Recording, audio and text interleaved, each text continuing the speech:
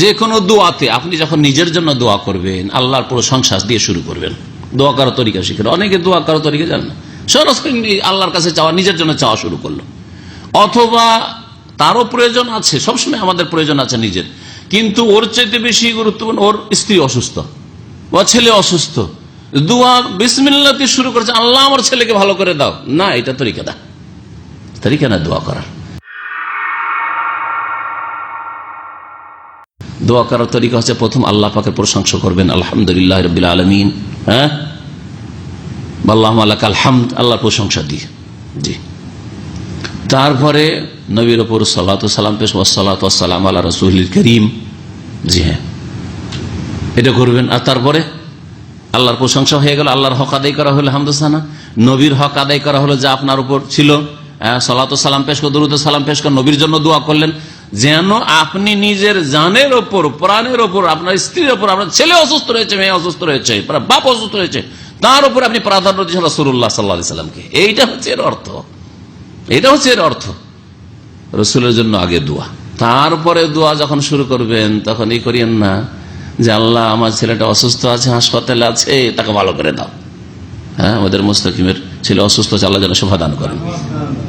তো আবার সরাসরি শুরু করবেন না, কি করবেন? কোরআনে কি শিখেছে?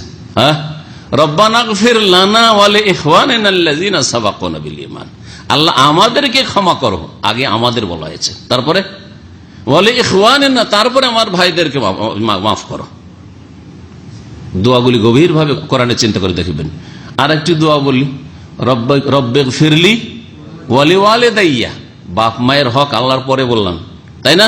তারপরে দোয়ার ক্ষেত্রে নিজের থেকে শুরু করতে হবে, কারণ আপনি আল্লাহর রহমতের বেশি মুখাপেক্ষী আমি আমার দুনিয়া আখিরাতের কল্যাণের জন্য। তারপরে বাপ মায়ের, আমার রহমতের বেশি দরকার, হ্যাঁ, আমার আল্লাহর বরকতের বেশি দরকার।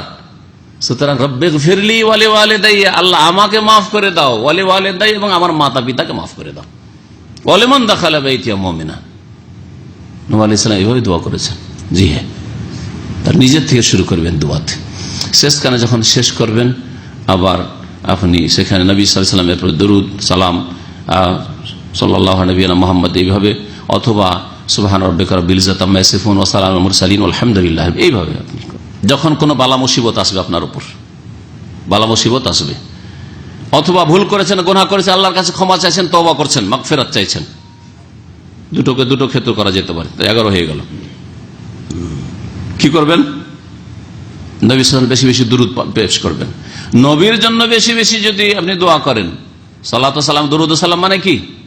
নবীর জন্য বেশি বেশি দোয়া করা। তো নবীর জন্য যদি বেশি বেশি দোয়া করেন, অথচ আপনার প্রয়োজন, আপনার বালা মুসিবত আছে, হ্যাঁ, আপনার গুনাহ আছে, তওবা করতে চাইছেন, তার আগে নবীর জন্য দোয়া করছেন আপনি, তাহলে আপনার গরজটাও আল্লাহ পুরো করে দেবেন, আপনার গরজটা পুরো করে দেবেন। এই মর্মে একটা হাদিসের ছোট্ট অংশ শোনাই। উবাই বিন কাব রাদিয়াল্লাহু তাআলা বলছেন, কুলতু, আমি বললাম, নবী সাল্লাল্লাহু আলাইহি ওয়াসাল্লাম যখন দুরূদ সালামের খুব ফজিলত বললেন, তখন আজআল্লাকা সালাতি কুল্লাহা, আপনার জন্য কি তাহলে সম্পূর্ণ দোয়াটাই আমি আপনার জন্য করব?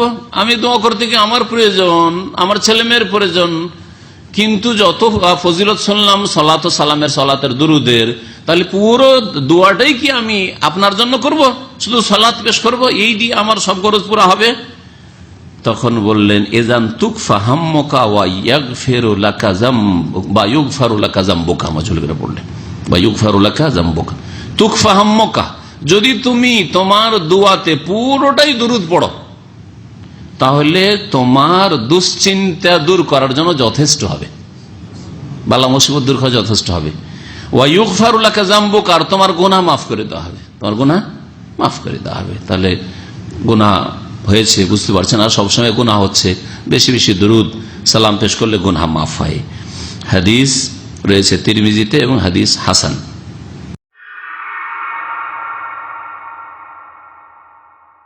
আপনি কি জীবনের নানা সমস্যা ও দুশ্চিন্তায় জর্জরিত? তবে আজ থেকেই আপনার দোয়ার তরিকা বদলে ফেলুন এবং রাসূল সাল্লাল্লাহু আলাইহি ওয়াসাল্লামের প্রতি দুরূদ পাঠের পরিমাণ বাড়িয়ে দিন। নিজের অক্ষমতা স্বীকার করে আল্লাহর হামদসানা দিয়ে শুরু করা দোয়াই আমাদের গুনাহ মাফ ও প্রশান্তির অকাট্য মাধ্যম। আপনার আন্তরিক প্রার্থনা ও দুরুদের এই অনন্য আমলই হতে পারে আপনার ইহকাল ও পরকালের মুক্তির আসল উসিলা।